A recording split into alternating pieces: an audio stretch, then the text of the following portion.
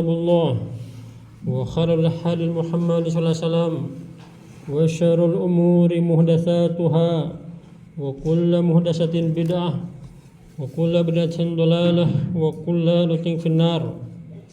Sebelum kita lanjut kepada pembahasan usul sunnah poin ke-33, di sini ada sedikit yang wajib kita ketahui agar kita bersyukur kepada Allah atas nikmat mengenal sunnah, karena nanti pada hari kiamat salah satu penyesalan adalah ketika tidak mengambil jalan bersama Rasul, yakni bersama sunnahnya, sebagaimana dalam Quran surat Al-Furqan ayat ke-27 sampai 29, di mana Allah Ta'ala berfirman, wa yauma zalim ala yadayhi yaqulu ya laitani ittakhadtu ma'ar rasuli sabila. Dan ingatlah ketika orang-orang zalim menggigit kedua tangannya seraya berkata, aduhai kiranya aku dulu mengambil jalan bersama Rasul. Ya wailata laitani lam attakhid fulanan khalila. Kecelakaan besar bagiku, kiranya aku dulu tidak mengambil fulan sebagai teman akrabku. Laqad adallani ani dzikri ba'da idh ja'ani wa kana syaitanu lil insani khadula. Sesungguhnya dia telah menyesatkan aku dari Al-Quran sesudah Al-Quran itu datang kepadaku, dan syaitan itu tidak mau menolong manusia. Jadi dalam ayat ini ada dua penyesalan. Penyesalan yang pertama, tidak mengambil jalan bersama Rasul, tidak mengambil sunnahnya. Walaupun mungkin sekarang mengambil jalan ini, mengambil jalan bersama Rasul mungkin sedikit, akan berlawanan dengan mayoritas, tetapi nanti pada hari kiamat sebagian besar manusia akan menyesal kenapa dulu tidak mengambil jalan bersama Rasul. Maka ketika kita sudah mengenal sunnah ini, yakini ini betul-betul nikmat yang besar yang datang dari Allah, kita wajib bersyukur dengan cara diantaranya memegang sunnah tersebut. Bahkan tidak hanya sebatas memegang, tetapi digigit dengan gigi geraham. Sebagaimana Nabi mengabarkan, mayas minkum tasarat khilafan katsira, jika kalian berumur panjang kalian akan menemukan hilaf yang banyak, perselisihan yang banyak. Dengarkan, jangan ada yang ngobrol. Maka ketika Nabi mengabarkan umat ini akan terjadi hilaf yang banyak, Nabi sekaligus memberikan solusi. Apa solusinya? Fa'alaikum bisunnati wa sunnatil khulafa'ir rasyidin tamassaku biha adu al-bin nawajid. Maka wajib atas kalian berpegang dengan sunnahku dan sunnah para khulafa'ir rasyidin. Pegang erat dan gigit erat sunnah tersebut dengan gigi geraham. Sudah dipegang, digigit. Ya. Maka solusi ketika menghadapi permasalahan bukan dikembalikan kepada fatwa syekh atau komunitas-komunitas yang menisbahkan dirinya ke dalam salafi, bukan, tetapi ke dalam sunnah. Maka di sini poinnya, segala sesuatu mesti ada salafnya. Mana salafnya? Jadi kita pegang poin ini. Kemudian kata Nabi, wa iyyakum wa muhdatsatil umur, dan hati-hati kalian dari perkara baru, perkara muhdas, yakni perkara yang tidak pernah dipraktikkan oleh para salaf, yakni Nabi dan para sahabatnya. Nah, zaman sekarang orang-orang yang banyak menisbahkan ke dalam manhaj salaf, ternyata mereka mempunyai berbagai amaliyah yang tidak ada salafnya. Mereka hanya berlandaskan kepada fatwa syekh-syekh tertentu, yang mana fatwa syekh ini tidak mempunyai sandaran asar dari salafnya. Maka kunci keselamatan kembali kepada poin ini. Maka kita bersyukur kepada Allah ketika kita mengenal sunnah ini. Kemudian penyesalan yang kedua apa? Apa yang kedua tadi? Salah memilih teman. Ingat ya. Salah memilih teman, khalil.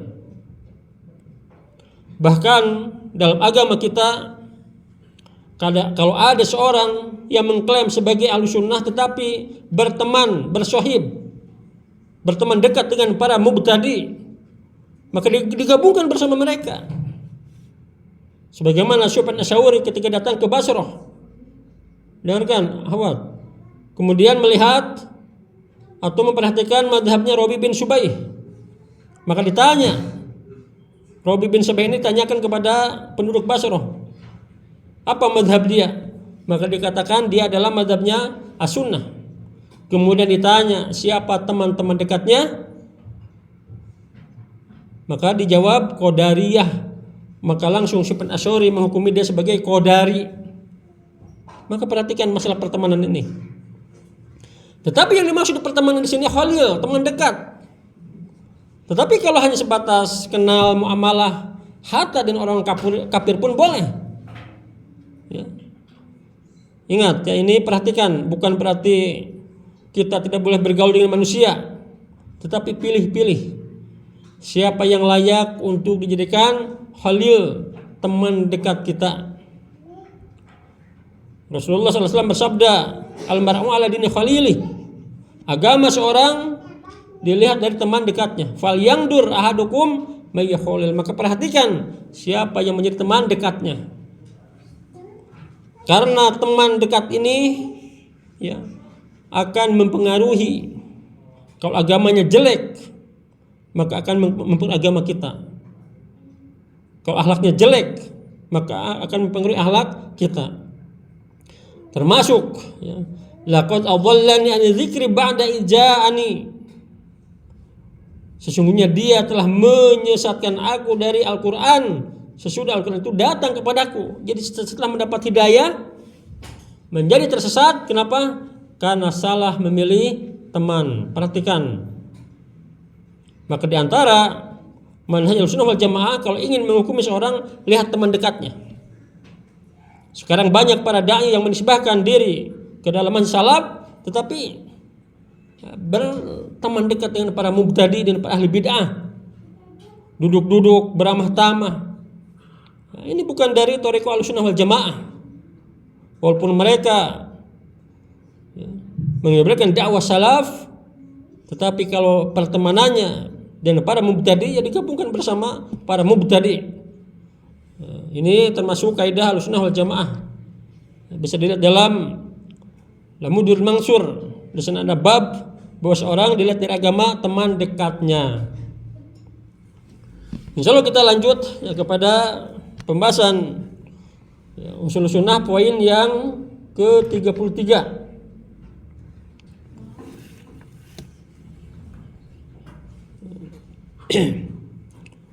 Berkata Imam Ahmad, wa man kharaja ala imamin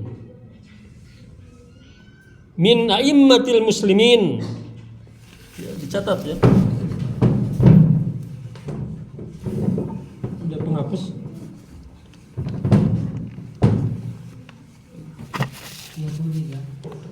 Poin yang ke-33.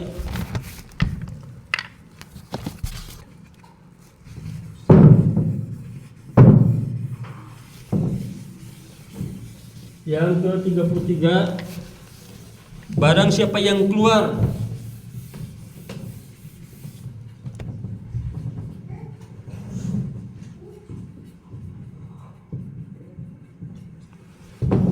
huruj, ya, keluar dari ketaatan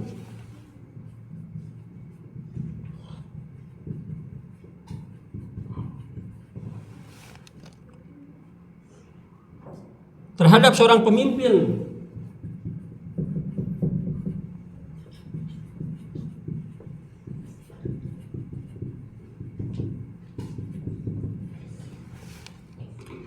dari para pemimpin muslimin,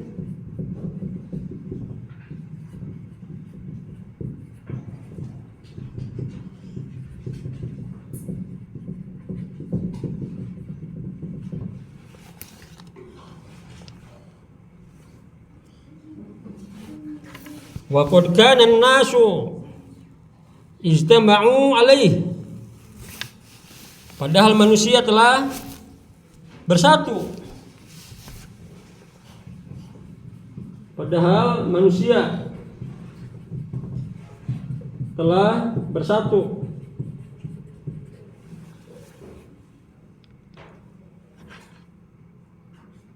Wa qarru lahu bil khilafah, dan mengakui kekhalifahan baginya.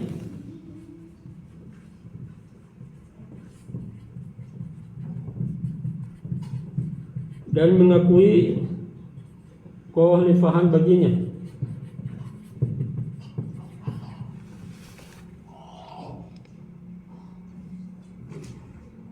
Bi ayyi wajhin kana biridha au bil golabah,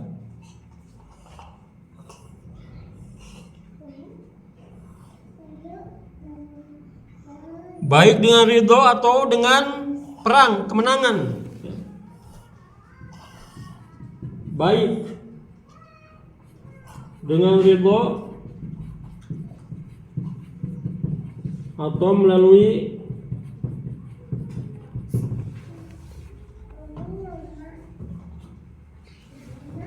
kemenangan, atau istilahnya kudeta.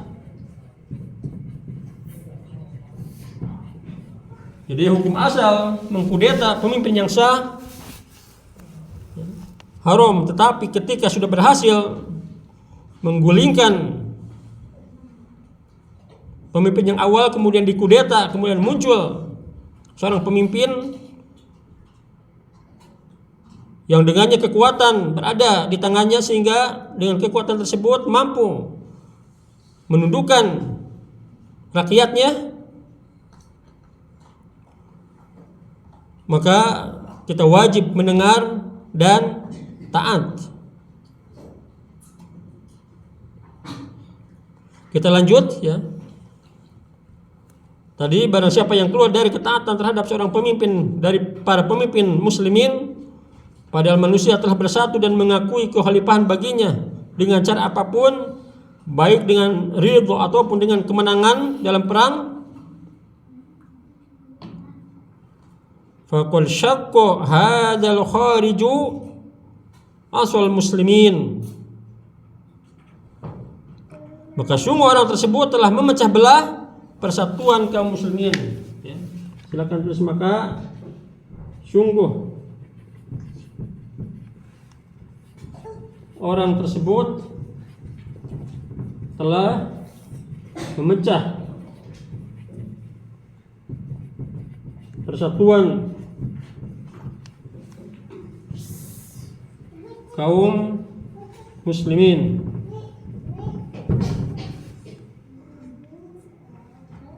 Wa khalafal athar an Rasulillah sallallahu alaihi wasallam, dan menyelisihi asar-asar dari Rasulullah sallallahu alaihi wasallam. dan menyelisihi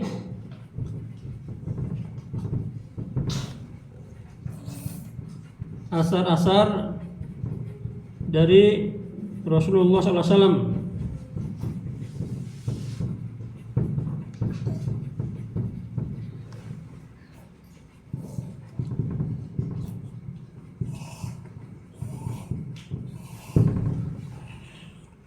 Fa'in mata al-khariju alaih mata mitatan jahiliyah, dan apabila ia mati dalam keadaan demikian,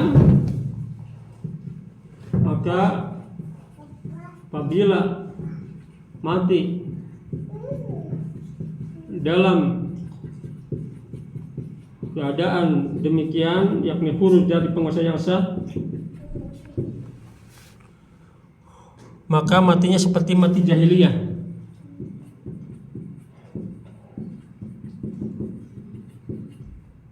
Seperti mati jahiliyah.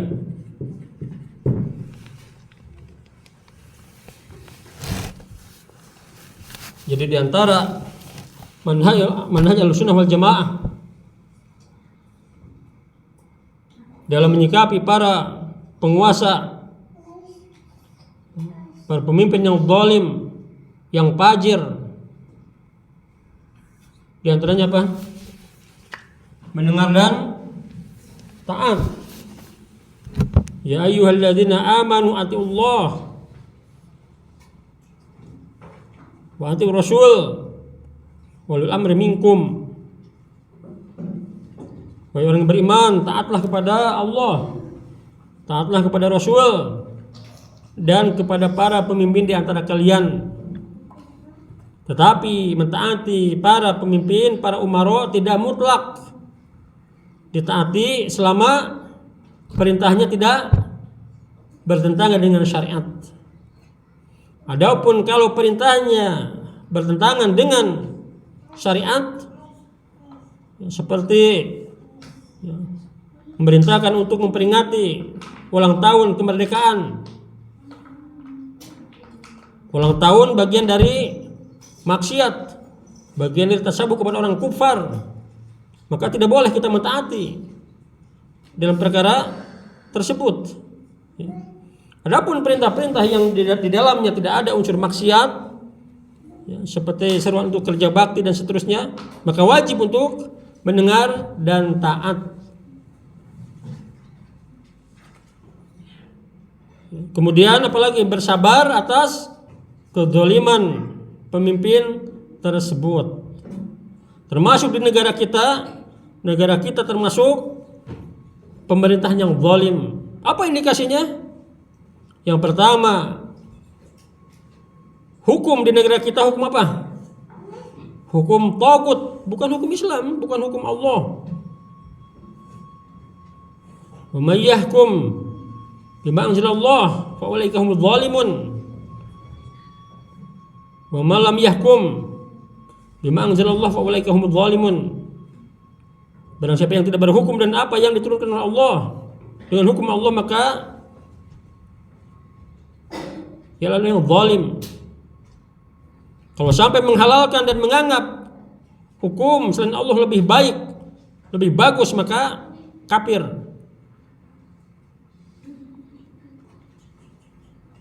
Jadi indikasi pertama, karena negara kita berhukum dengan hukum tagut, maka minimal yang namanya hukum selain Allah pasti hukumnya zalim, tidak akan adil.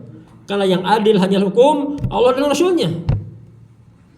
Adapun hukum makhluk, ya, pasti di dalamnya ada kezaliman. Kemudian kedua, bahwa negara kita menetapkan pajak, kemudian mereka menggaji.